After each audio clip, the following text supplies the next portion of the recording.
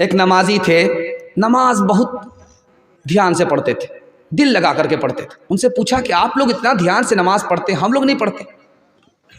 تو انہوں نے کیا بتایا، یہ سبق آپ کو دے کر کے میں اپنے پیغام کو ختم کر رہا ہوں۔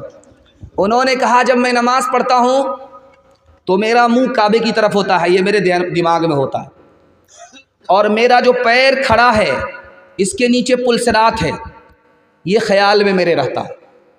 دائیں طرف میں سمجھتا ہوں کہ جنت ہے، یہ دھیان رہتا ہے۔ بائیں طرف جہنم ہے، اس کا تصور رہتا ہے۔ پیچھے ملک الموت ہے، اس کا خیال رہتا ہے۔ اور یہ خیال ضرور رہتا ہے کہ میری زندگی کی آخری نماز ہے، اور پھر اس پر خوف یہ رہتا ہے کہ پتہ نہیں قبول ہوگی کہ نہیں ہوگی۔ انشاءاللہ فرصت ہوگی جمعہ میں نماز پڑھیں گے، ہاتھ اٹھائیے۔ نماز کے بولو نا কাজ আছে, কাজকে বলো আমার নামাজ আছে। নামাজকে বলো না কাজ আছে, কাজকে বলো আমার নামাজ আছে। নামাজ বিহীন পড়ো পরে, কে জবাব দিবে তুমি প্রভুর কাছে। ফজর কাটে ঘুমের ঘরে, জোহর কাজে কাজে, আসর কাটে খেলাই দোলায়, মাগরিব মাঝে মাঝে, এশার সময় হয়ে গেলে থাকো পিছে দুনিয়ার পিছে।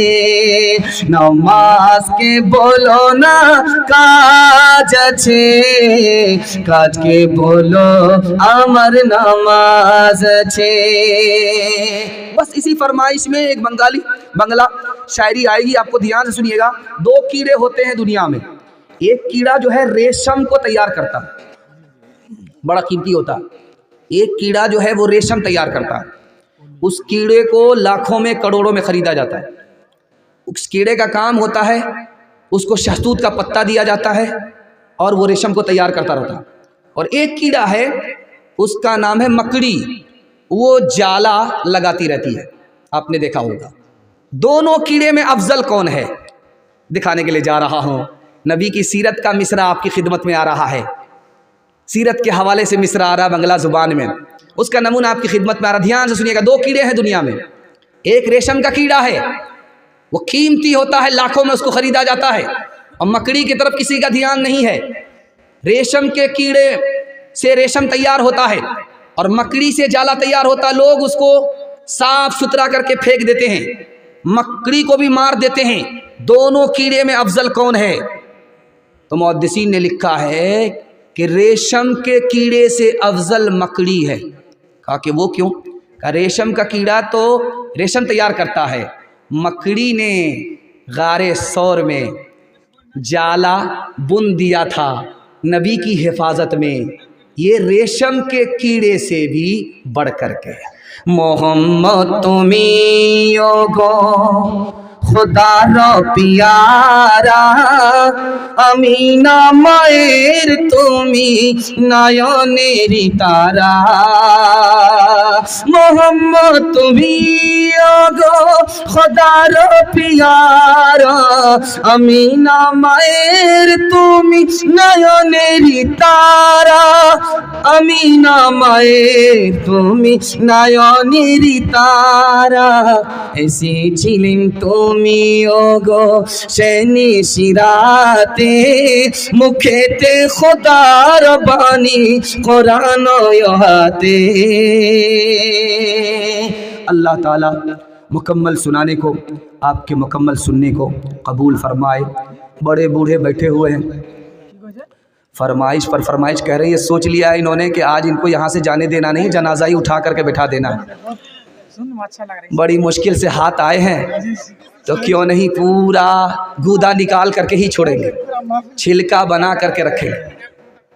خیر, ابھی ایک بات آ گئی تھی بیچ بیچ میں, بنگالی مصرع پڑھیے. تو ایک بادشاہ تھے, ان کے 3 وزیر تھے, ایک بنگالی تھا, دوسرا بہاری تھا, تیسرا پنجابی تھا. تینوں جھگڑا بہت کرتے تھے.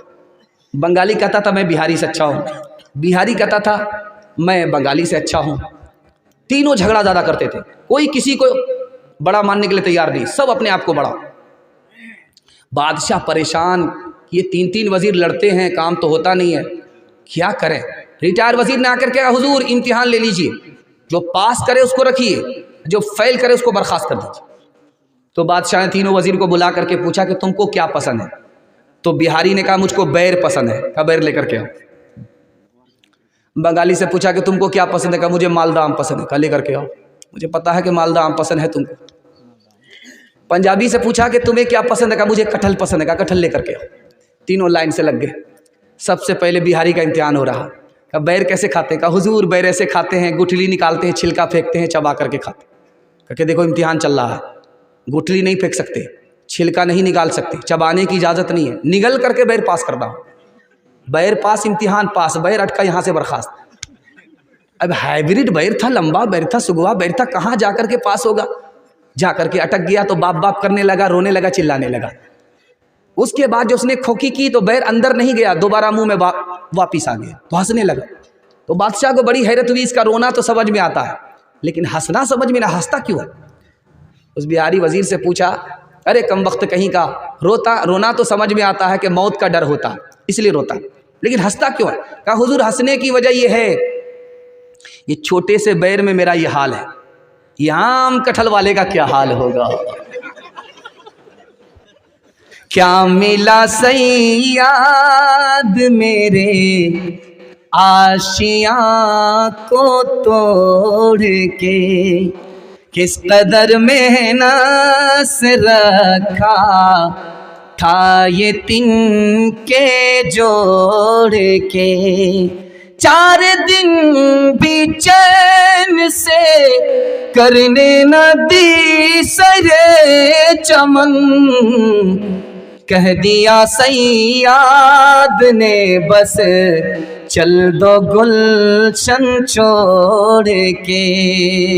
न किसी की आँख का नूर हो, न किसी के दिल का करार हो, जो किसी के काम न आ सके, मैं वो एक मुश्ते गुबार हूँ। मेरा रंग रूप बिगड़ गया, मेरा यार मुझसे बिछड़ गया, जो चमन खज़ां से उजड़ गया, मैं उसी की फसल बहार हूँ। न किसी की आँख का नूर हो।